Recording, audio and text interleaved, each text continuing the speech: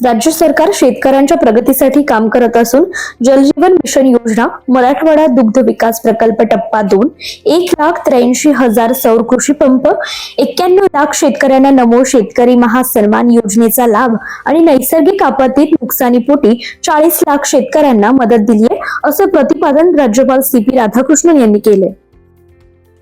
राज्य शासनाच्या पंतप्रधान पीक विमा योजनेच्या मागील खरीप हंगामात राज्यात लाखो शेतकऱ्यांनी पीक विमा उतरवलाय. मात्र नाशिक जिल्ह्यात जवळपास 5,000 शेतकऱ्यांनी कोटी रुपयांचा बोगस पीक विमा उतरवल्याची धक्कादायक माहिती कृषी विभागाच्या पडताळणीतून समोर आली आहे. नाशिक जिल्ह्यातील चांदवड तालुक्यात तर 2 शेतकऱ्यांनी NA प्लॉटवर कांदा लागवड असल्याचं दाखवून लाखो रुपयांचा पीक विमा उतरवलाय. अवकाळी पावसाचा जालन्यातील अंबड तालुक्यातील द्राक्ष बागांना आता फटका बसलाय.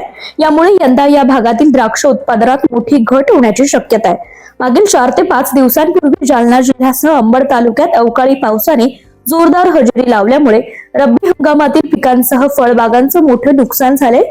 या नुकसानीचे तातडीने पंचनामे करून नुकसानग्रस्त शेतकऱ्यांना मदत देण्याची मागणी शेतकऱ्यांनी केली आहे. हंगामाच्या सुरुवातीला आणि अखेरीस दर वाढतील अशी संत्रा बागायतदारांची अपेक्षा यंदा फोल ठरली आहे.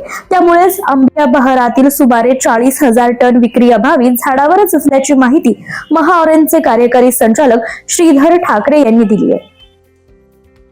सिंधुदुर्ग जिल्ह्यात गेल्या 7 ते 8 दिवसांपासून सुरू असलेला पाऊस आणि ढगाळ वातावरणामुळे काजू पिकावर फुलकिडींचा प्रादुर्भाव वाढलाय.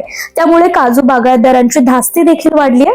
जिल्ह्यात 3 डिसेंबर पासून विजांच्या कडकडाटासह पावसाच्या सरी देखील पडतायत. 7 डिसेंबरला जिल्ह्याच्या अनेक भागात पावसाच्या जोरदार सरी देखील कोसळल्या.